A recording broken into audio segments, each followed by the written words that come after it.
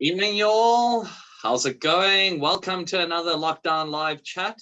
A new month, a whole bunch of new talent. We enjoyed our running theme last month doing the whole doom metal month. So this month we're focusing on new talent that emerged during the lockdown. So yeah, here to help me unpack this, my awesome co-host, the notorious Alec Lyle of Dracona Media. How's it going, man? Oh, no, it's really cool. I'm actually really excited for this session because I really like discovering like newer things that I haven't been exposed to. And I was listening to the material that these guys have released, and I'm very stoked because you know me and cheers. You know me and my symphonic death metal. So let's get into it. Yep. Today we're joined with none other than Caleb and Heino of Brundarkh, symphonic death metal band, but more importantly, symphonic death metal band here from Cape Town, which offers a whole bunch of uniqueness in its own self. So welcome, Caleb. Welcome, Heino. How are you guys? Quite well. Thanks for having us. Yeah, awesome. So glad you guys could join us. This is going to be an interesting one because we always start our lockdown live chats at the beginning of the lockdown, but considering that you guys kind of came into fruition during this whole global pandemic, I guess let's kick this off with you, Heino. Let's actually start this off. The motivation and everything that came with it. Why a band? How did the band come together? All of this good stuff. Okay, so I need to probably mention that I'm from Cape Town and Caleb is from the Netherlands. Well, previously the US, but currently the Netherlands. And yeah, we've been in communication from probably as far back as 2005 during the MySpace era. And we've been sharing music and the idea of collaborating was always kind of on the table. I just didn't know when exactly that would happen. And then after the pandemic started, I did some introspection and decided that it's about time that I get going with this project that I had in mind. And I hit Caleb up and I asked him if he wanted to join. I gave him like a very, I would say, brief description of what I was intending for this band. And we just started chatting and it got more serious. So it's very recent still. I think we really only started around June, July of last year. That's pretty much how it how it ended up where we are now. Cool. Crazy. Caleb, this goes to you. Tell us a little bit about the band name Brundarkh and like who came up with it, and maybe like even if you didn't come up with it, tell us the like meaning / history behind it. Well, frankly, I know nothing about that. I would have to pass that question off to Heino because 100%. Yeah, that's his domain. So yes, I haven't really disclosed the meaning because if I can be honest, there's no real meaning to it other than I thought it was it's an interesting name, slightly original. And the reason I kind of chose to add an H after dark is also just to be kind of different.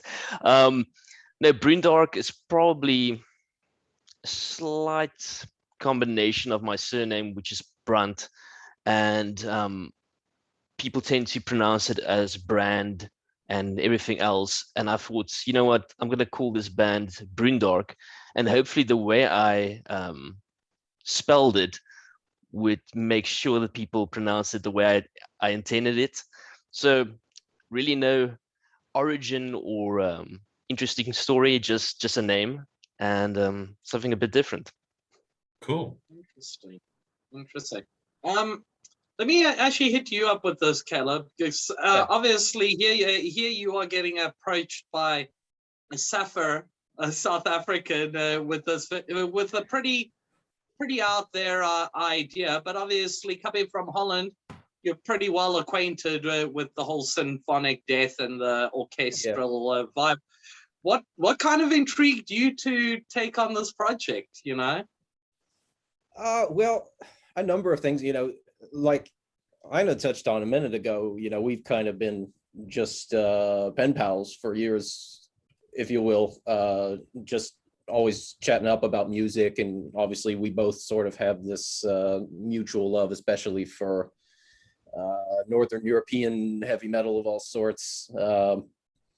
You know, so it is, you know, very keyboard driven stuff in general, quite melodic. It's very, you know, dramatic, even if there's not keyboards, but, you know, so with my own bands, actually, I've made a rule that I will never use a keyboard, and it's only guitar music. And I just lean towards that because I'm primarily known as a guitar player. So I'm making guitar music with what I do, but I've always been a huge fan of, you know, this really over the top symphonic type stuff, you know, the Dimmu Borgirs and Old Man's Childs and Septic Flesh and all those sort of bands. And I always thought it would be cool to do something like that. And, you know, this is sort of an outlet for me to scratch that itch, so to speak, that I cannot do with my own musical project. So I guess that kind of led me into it. It's always, I guess, nice to have a little bit of a musical vent. You know, obviously you're focusing a lot on proper guitar riffs and stuff. So I'd say it's nice to be able to push yourself, especially now during a global pandemic. It makes like a lot more sense. So yeah, I can understand. I would also maybe add to that and say, you know, that guitar is one of the things I am not doing on this. You know, I'm doing all the rhythm section instruments. So, and I'm not primarily known as a drummer, you know, at least as a performer. You know, I've always been a singer guitarist, but I've been playing drums for, you know, 20 years or something. And it's kind of fun to actually get to sit behind the kit and do some of this stuff that I normally wouldn't do in that role. So nothing like scrutinizing a hi-hat. Oh yeah, that's God. Good times. Yeah. Tell me about it. So listen, let me pull this back down to Heino, because obviously like we said, him and I are both from the same general city, Cape Town, South Africa. And the whole the interesting thing, as I mentioned at the beginning of the chat, is actually symphonic death is kind of a genre that's not usually acquainted with this part of South Africa. It's usually the higher parts to where Alec would be up in Johannesburg, places like Pretoria, and those kind of areas. So I guess, Heino, perhaps you can kind of like dip into the bit of the psychology here now, because obviously here you are in Cape Town. This is kind of a multinational project, if you will. Focusing on the South African metal market, is that your kind of main focus, or kind of starting obviously with your partner up in Europe, who actually, you know, from the US, kind of focus on the North American and European market more than the South African market? Yeah, I don't know if it's an intentional approach, but I think it's because most of the, like Caleb mentioned, the music that influenced me is from Scandinavia primarily. And I've always listened to those bands and imagined doing a similar thing. So from the get-go, I kind of wanted to establish, well, Brundarkh as, I'm from South Africa, but I could be from anywhere in the world. And so in terms of marketing, it wasn't necessarily the idea to market overseas primarily, but I suppose it's just the way it is playing out. But the sound, I wanted to be universal and not really specific to South Africa. So yeah, that was just from the get-go, the idea. Sick. Caleb, you mentioned being primarily a guitarist and a singer, right? And it's really cool to hear cleans in the symphonic death metal sphere. To me, it almost seems to touch on bands like Swallow the Sun style vocals and My Dying Bride, and the death doom where there's harsh vocals and cleans. Are those guys possibly your influences, or who sort of really influences you from a clean vocal standpoint? Oh, well, certainly I've listened to both of those that you mentioned quite a bit over the years, both very cool bands. Actually, I did a track about half a year ago now with a couple of guys from My Dying Bride. That was kind of cool. We did a Depeche Mode cover. But no, I mean, my vocal influences, I mean, there's a lot, of course, in many different genres. I'm obviously pretty firmly rooted in, what was now called classic metal. I'm really into Ronnie Dio and Bruce Dickinson and Halford and those guys. As far as more in this style, I always liked, what Vortex did in Demu and Borknagar, of course. That being kind of, I guess, a little bit more relatable to this kind of symphonic death black metal style. Yeah, somewhere in there. I also, grew up on classical music. I'm trained in, opera and these sort of things. You wouldn't know it by looking at me, but yeah, I, had a very strict upbringing, by my parents, learning to play piano and sing and do all of that from a very strictly classical point of view. So, of course, that lends itself to the symphonic thing too, pretty well. So that's awesome. Yeah. Then yeah, let's talk production, because I saw that you've worked with Plek from the Panic Room, obviously, because that's the go-to for this genre of music. We had Andy Gillian on the show a couple months back, and he's the master of this genre, and he works with Plek as well. So how was it? How did you guys organize that, and how was it working with Plek? And also maybe talk through the writing process, and whoever's best to talk about this. So like, it's an open-ended question. I can talk a bit about the writing process, and then I'll hand it over to Caleb for the production.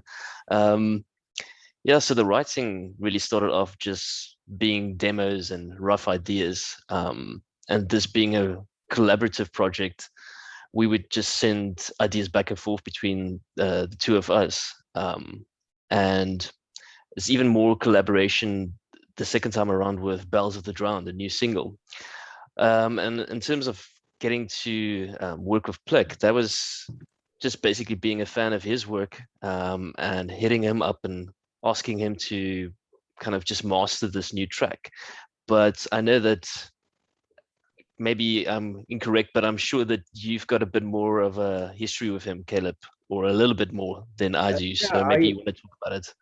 Yeah, I've known him probably nearly as long as I've known you. We have been, again, just sort of writing to each other for years and years. And again, another guy that, has a mutual love of all kinds of music, especially metal. But, we also share this, extreme audio geek personality. So, we've always got on real well, me and him. And I'm glad we're finally sending the guy some work. But,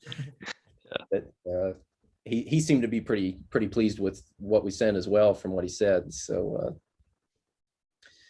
yeah, it's been kind of a cool process. Like Heino touched on a minute ago, it is really in essence a true collaboration. We're kind of just going back and forth. We'll sometimes do 10, 12 drafts before we get, the final arrangement of the song, and, get all the orchestral stuff in the right registers in relation to what the rhythm section is doing and this and that. And, really taking the time to maximize that stuff, especially with this really orchestral and symphonic based music. It's so vital to make sure that that is correct in order to have each instrument in the mix sound separated. If everything is playing the same thing all the time, or you've got stuff, in the same register, it tends to get really muddy very quick, and it becomes very difficult to mix and make it sound like anything resembling music. So that has been a challenge, doing stuff like this. The track count is extremely high. It's not your basic 3 or 4 piece rock band. Again, this is the polar opposite of what I do with my own band. We're a trio, and it's all guitars and nothing else getting in the way of it. So and I've been giving you quite a hard time, I think. I'm very pedantic, and Caleb can testify I like to a this. challenge. I like a challenge. It's, pushing my skill set as well as a producer mixer. So I think we're doing good work here. Yeah.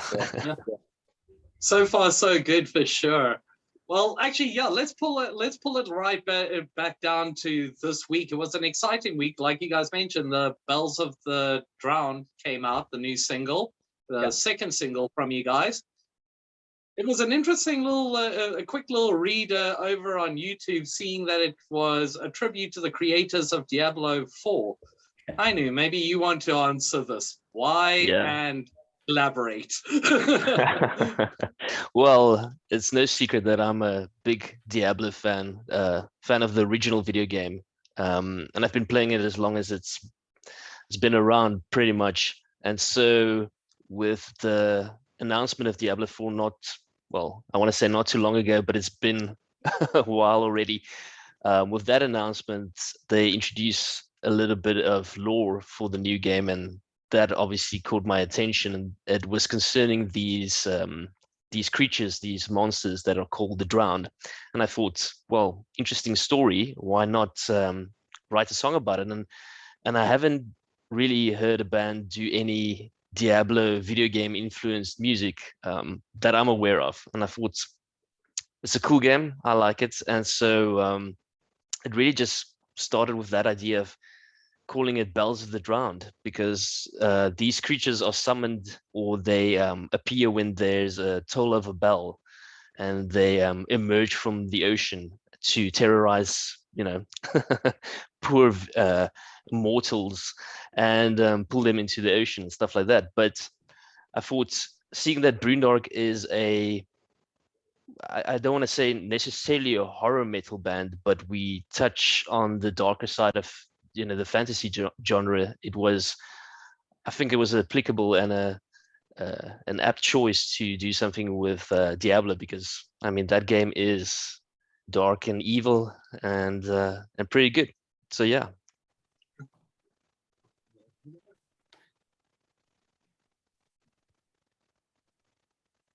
Awesome. I'm going to come back to you again, Heino. You're a graphic designer by trade, right? And I've seen that you've actually got a really cool portfolio. I even checked you out on Fiverr, and I'm sure Lyle will plug your Fiverr page here as well, because you have really reasonable rates. So that's cool. Thanks, man. But you've also done work for like some pretty decent bands. So bands like Morsubita, Kalma, and Wolfheart. How was it like working with those bands? Just because I mean, it must be quite cool to be able to tell those stories, right?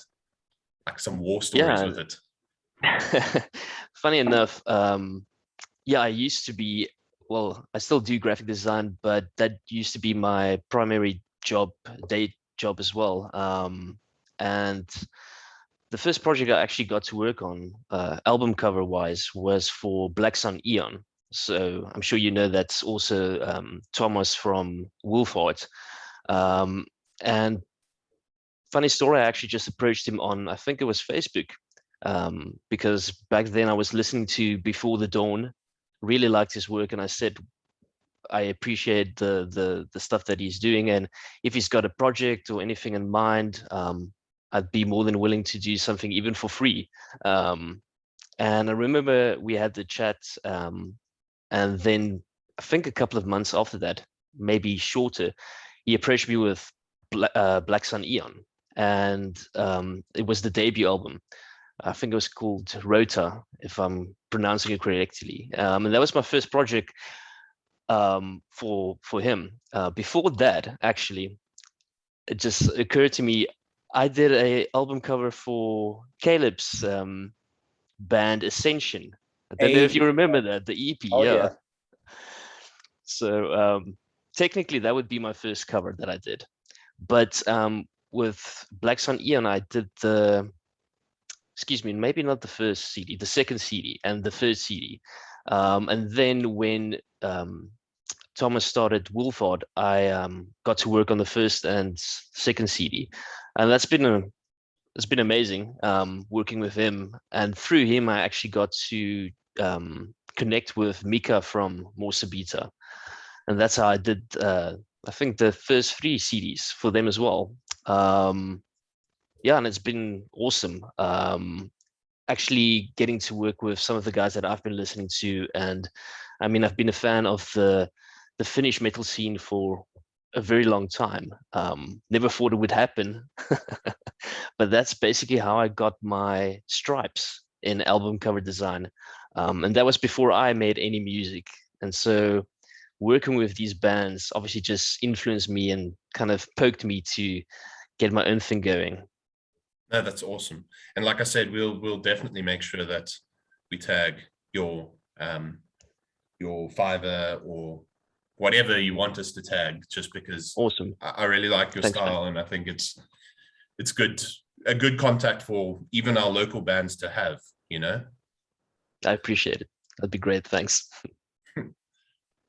Tell me, did you have a preconceived idea? I'll direct this to you again, Heino.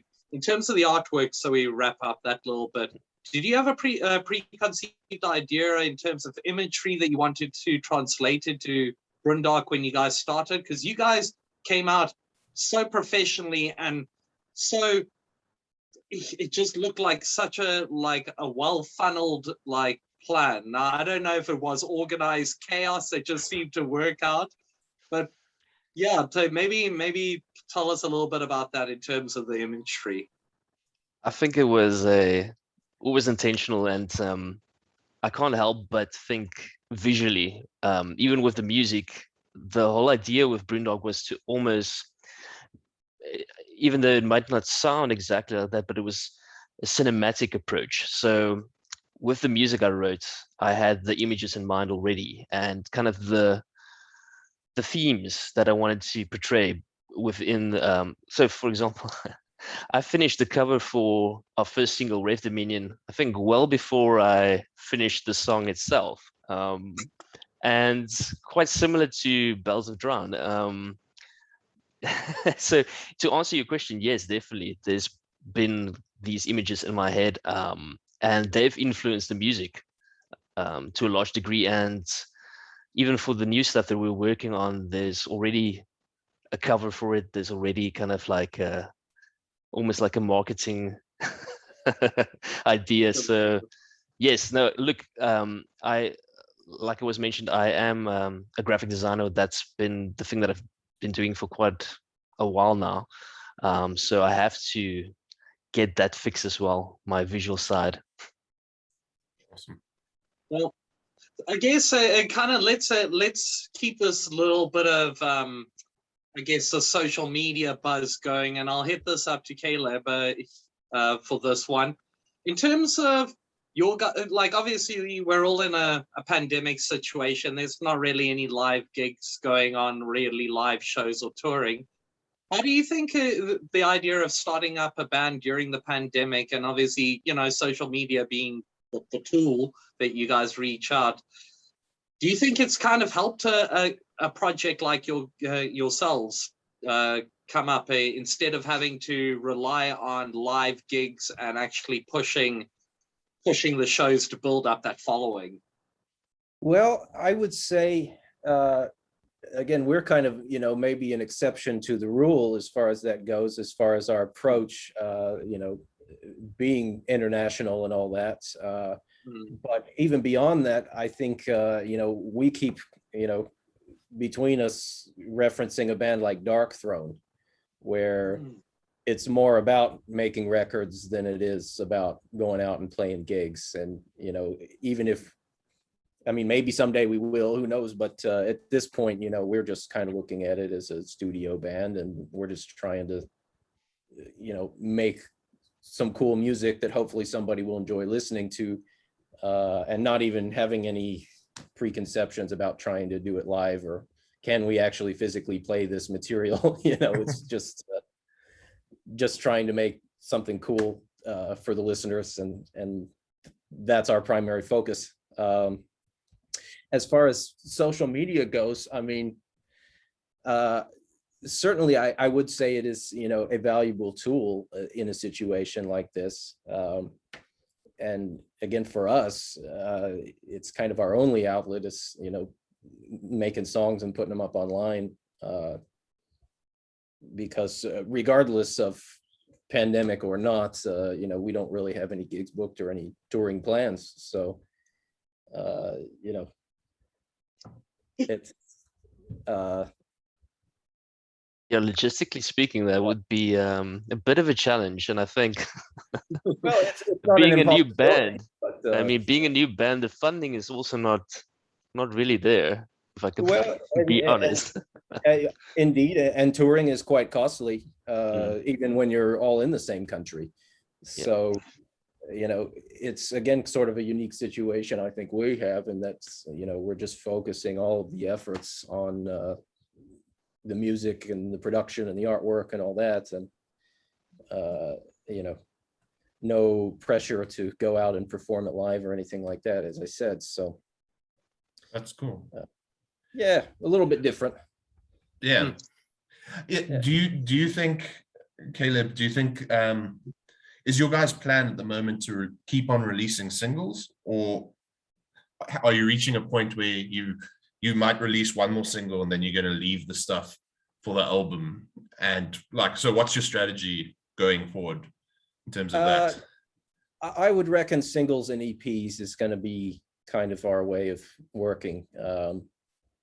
I think in general, that's a better strategy anymore. Again, going back to with social media and streaming and all of this, everybody's attention span is, 15 seconds or less anymore. So, if you're not putting new content out for them on as close to constantly as possible, they're just going to forget you exist. So, the days of, putting out a record every year or two and, writing up, 8, 10, 12, 16 songs and then doing that cycle over and over again, I think is maybe not going to go away entirely, but certainly the demand for it is drastically diminished compared to years and decades past. So, well, you guys definitely have the advantage of having, we've touched a lot on the visual. As we draw near the end of this conversation, let's focus one little bit on the audio. We've spoken about the songwriting process. We haven't really spoken about the mix down process. Obviously, we jumped to the fact that Brundarkh's a little bit more challenging in terms of layering and orchestral layers and balancing the levels and all of that. So, how long does it generally take you, Caleb, to do the mix down work once you guys are like, okay, now we need to get it ready for mastering? Well, I tend to work such that I'm trying to commit as much as possible while we're recording. So by the time I get to the mix, it's already at least roughed out. And at least we have some general idea of what we're going for. I find that especially a lot of younger audio engineers are so hesitant to commit to anything. And, you know, you end up with a bunch of MIDI and DIs and, you know, a million tracks of stuff that isn't really necessary, that you could have just, you know, said, okay, this sounds good, let's print that and be done with it. And that's a much more fluid way of working. It's a more old-fashioned way of working, but I think having limitless options actually is to everyone's detriment with music production.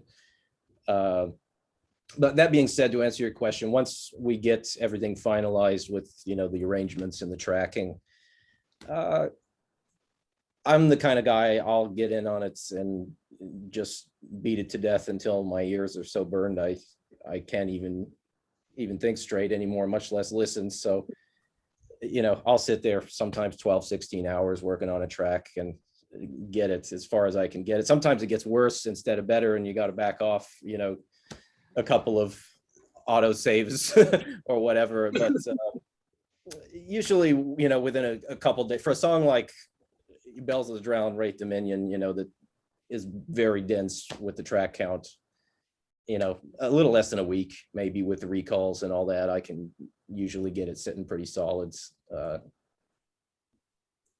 in a couple days time like that. So that's cool. I guess we're at the point where it's time to sort of wrap this up. It's been really great having you guys on our show. Is there anything that you guys would like to plug? I mean, Caleb, you can push your other band if you'd want. Oh, I'll refrain. Are you sure? Go ahead, well, man. I mean, like, yeah.